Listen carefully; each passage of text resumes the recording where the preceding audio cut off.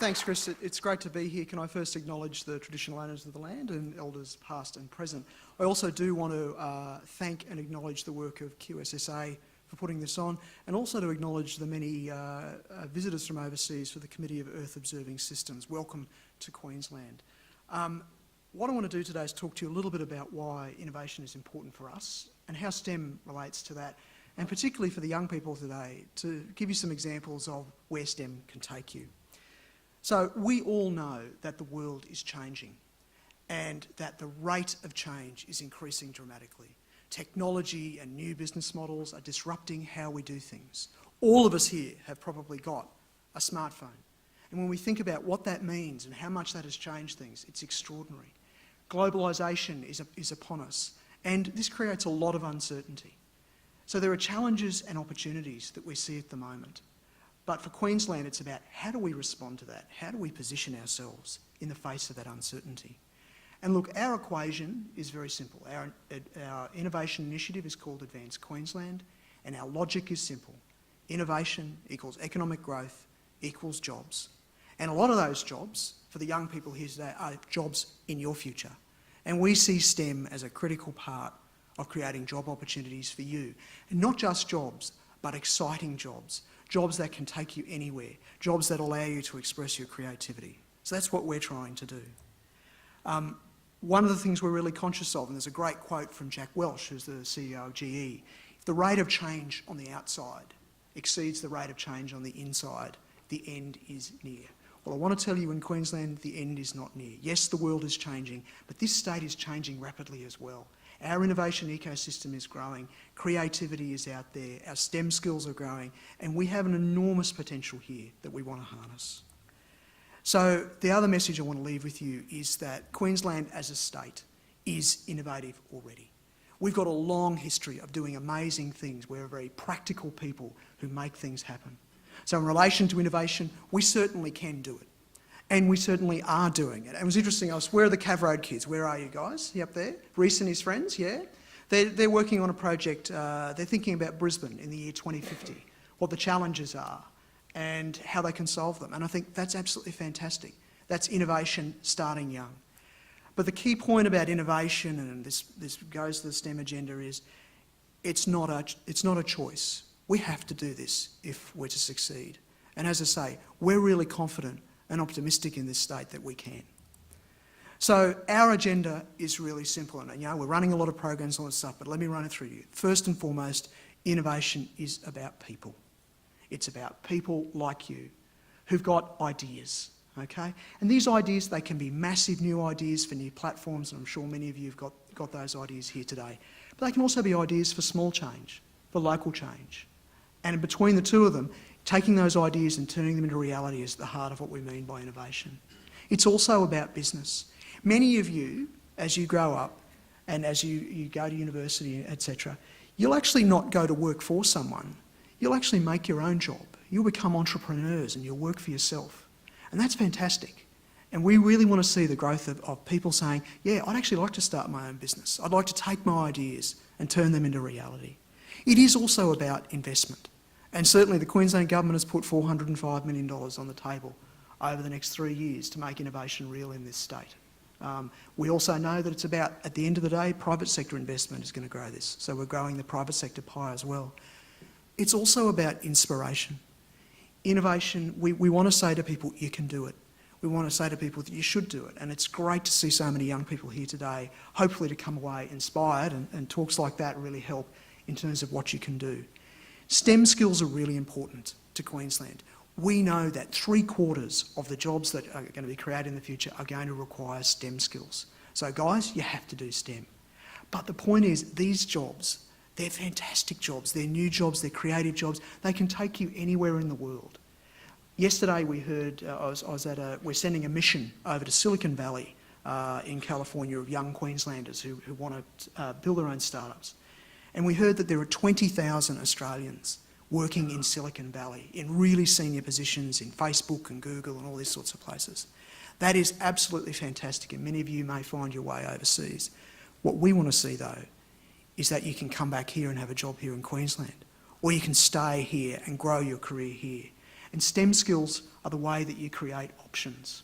So I just want to talk to you a little bit about some of the work we're doing. Many of you in schools will know about our Coding Counts initiative, about our STEM champions across the state, about our Queensland Coding Academy. We're hoping to create more opportunities for kids to learn STEM skills and to take those into university, but also to train our teachers so that they can actually be champions in their own schools. And I know we've got some examples here today. So there's a lot happening out there in Queensland. But as I say, let me tell you about a few people who are really doing great things. You're going to hear from Taj Bapari later on today. Taj is fantastic. He's what we like to call a digital native, and he's an advanced Queensland digital champion. He's 17 or maybe 18 now. He's a philanthropist, he's an educational pioneer, and he's an entrepreneur. And he started his entrepreneurial journey at the age of 11, where he founded his first company, which was an electronic blogging site for children, by children. In 2014, Taj created 56 creations to commercialise an invention. And this invention is really good, and he'll talk to you about this today. It's a do-it-yourself building of a tablet or an iPad. And what this is designed to do is to show people how coding and how STEM skills can actually create something that they can use. And Taj has taken this idea of his, and he's gone out into regional Queensland, and he's gone out into Indigenous communities, and he showed them what can happen. And so that's little bit about skills, but it's also a lot about inspiration. Now, Taj is in Year 12 at John Paul College, and this passion is incredible. He was the Young Innovator of the Year. He's been a keynote speaker at many conferences, including today.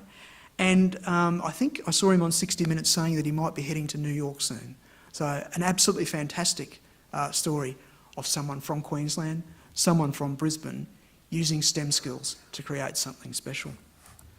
Another great example is Brynlee Gibson. So she's a Year 10 student, and she's an Australian Youth Leadership Award winner and I Award winner. So she's got a passion for digital technologies and how they apply to the world. So what she did and what she won her award for was developing a project that included robotics, sensors, and C++ programming to deliver healthcare for her guinea pig. And the great thing about this is, guinea pig was sick, need a solution, apply technology, fix guinea pig. It's a great idea, okay? Starting with a problem, finding a solution using technology. And the great thing about this idea is it actually has wider applications. You might think, okay, saving a guinea pig, that's good. But you could use this for remote surgery, for mining exploration, for security, etc. And so she's really driven this by a passion for learning, and also by combining software and hardware and a little bit of creativity. So Brynlee's projects have inspired a lot of other students, and she's been asked to speak at a range of places. And so she's showing that if a Year 10 student can do this, you can too. It's not impossible, you can do it. The third person I just quickly want to talk about is Dr. Janine Brookhausen. One of the things we're really keen on is saying that STEM skills are for everyone, and we want to see a greater diversity in everyone who's taking up STEM skills. We're putting a lot of effort into encouraging Indigenous Australians to use STEM skills. Just like you saw Indigenous Australians using fire, that's a civilisation that's incredibly innovative. And we want to help them do that through our STEM I Am program. But equally, it's about boys and girls learning STEM. And the great thing about Janine is she's founded a movement called the Tech Girls Movement. And her philosophy is, she runs an entrepreneurship program called Tech Girls Are Superheroes. And basically this is about equipping girls with digital literacy, business and technology skills. She's a fantastic role model for what young women can do. The Tech Girls Movement now has ICT outreach in schools, the creation and distribution of materials, an annual competition where the winning team gets to go into a US-based Technovation entrepreneurship mentoring program. She has been called a rising female star of Australian tech and has been invited to speak at the UN, etc. But the great thing here is that she's passionate, she's digital, and she's committed to building the skills of technology for girls, particularly from 5 to 17 years old, and she's planning to extend this.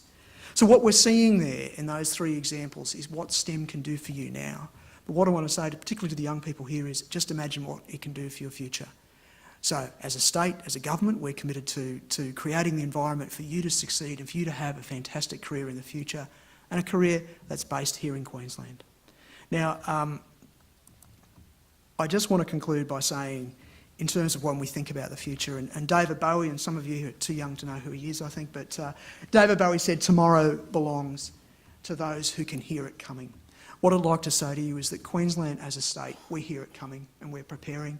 We're preparing our young people, and that's extremely important. So I do hope that today is inspiring, that you learn a lot and that you come away with a renewed commitment to STEM skills.